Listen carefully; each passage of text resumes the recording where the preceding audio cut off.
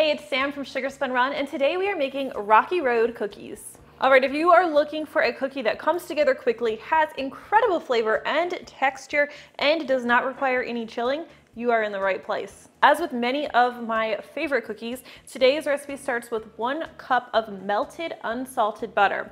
Now, as soon as your butter is finished melting, we are going to go ahead and add a ½ cup of natural cocoa powder right in with that butter. Oh, and before I forget, make sure you get your oven preheating to 350 degrees Fahrenheit. If you really want to give your cookies a super deep chocolate flavor, you're also going to add a ½ teaspoon of instant coffee at this point, and we are going to whisk everything together until that cocoa powder is nicely dissolved. Now, with a lot of cookies, chocolate cookies, we'll add the cocoa powder in with the flour, but when we add it with the warm butter, what we're doing is we're helping to bloom the cocoa a little bit. We're just enhancing that depth of flavor. Also, it's going to cool down our butter a bit, which is important because we do not ever want to add sugar to butter that is warm. That will melt the sugar. It'll make a greasy dough. This just speeds things along for us.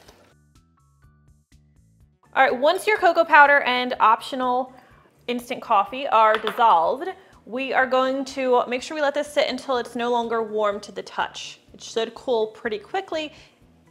Mine's actually in pretty good shape. So now I can add my sugar. We start with 1 1/4 cups of firmly packed brown sugar.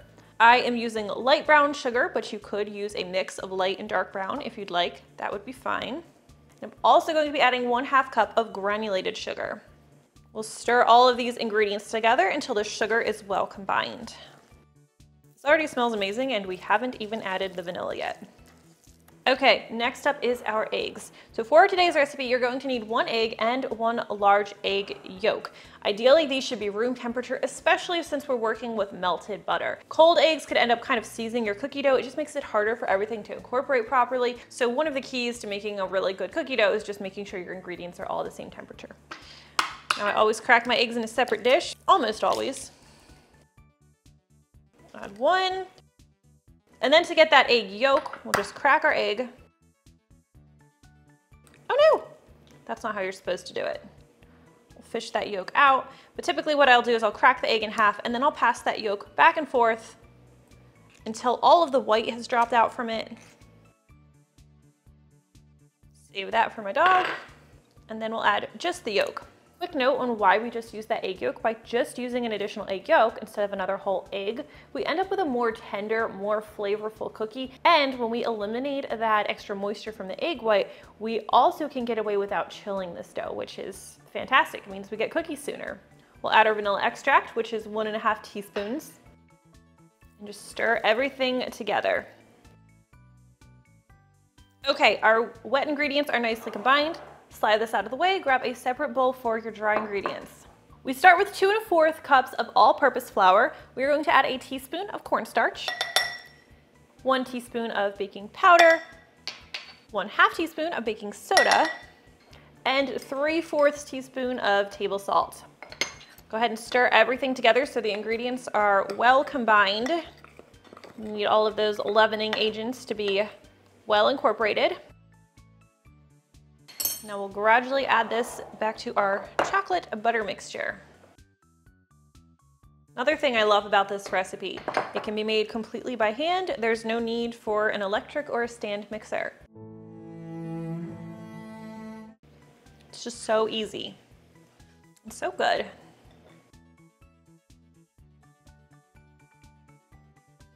Add the dry ingredients in 3 or so parts. You want to add it gradually because adding all of the flour at once is just going to make it difficult for you to get all of that flour absorbed.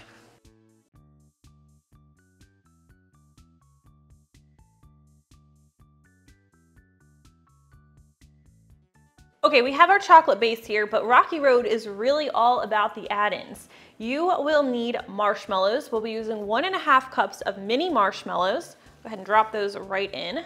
And you will need nuts. Now, the jury's kind of out on what nut you should use for Rocky Road. Even my family has been debating this. I personally feel like almonds are the classic choice, and so almonds are what I use. You'll want to use 1 cup of chopped almonds. And just so you can see, here's how I chopped mine up. Add those in. And then we're going to make this road even more rocky. We are going to add some chocolate, which is going to add more texture and more flavor, this is 1 cup of mini chocolate chips. Does anyone else remember that scene from the Goonies where Chunk is in the Fratelli's basement and, you know, the Rocky Road scene? Can't get that out of my head right now. What a good movie. All right, let's get this nicely mixed up. Get everything well incorporated. And this is a lot of add-ins. This dough, this cookie dough is loaded. And it's so good. Okay, this is a no-chill recipe, so we can get right into baking them.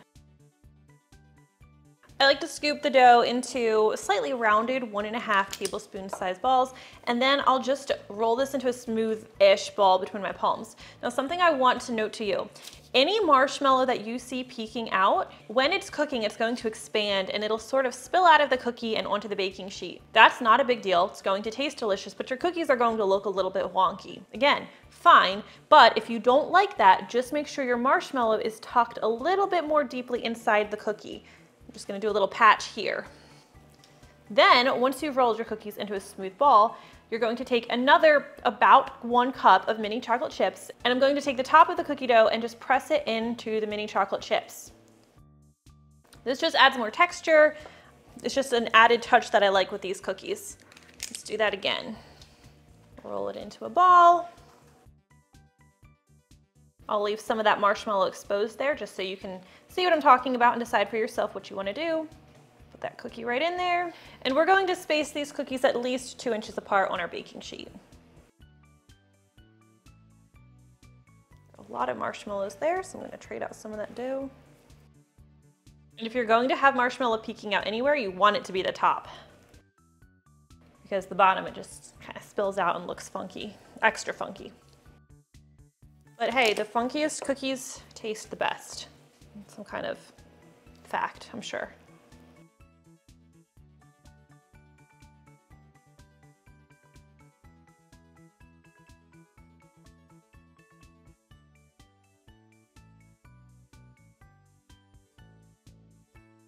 We have plenty with marshmallows spilling out, and that's because personally I don't really care if the marshmallow is oozing a bit. I think it adds to the character of the cookies. So you will get a nice preview of how they will look either way.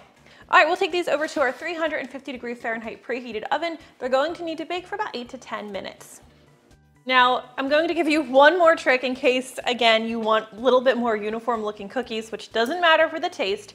Right after they come out of the oven, you can grab yourself a pair of spoons and use them to just round the cookie a little bit more. Be careful, the marshmallow will stick to the spoon, so try to avoid directly touching the marshmallow if you can, or just sort of push it right in. And this is just for those of you who are super particular about your cookies like I am, or I don't know, maybe if you're someone who sells them, this might be important to you too. It's just so unnecessary, but I can't help myself. Okay, when the cookies are finished baking, the centers may seem a little bit underdone. That's actually ideal. The edges should be set and finished baking. They should look cooked through.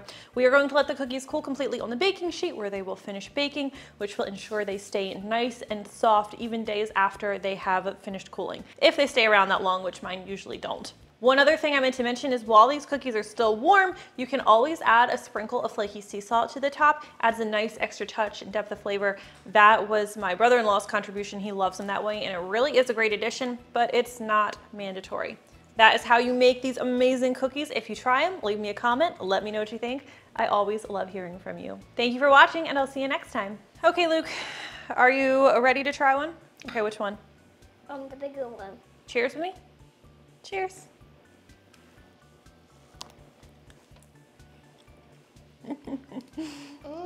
What do you think? Good. I'm aging myself.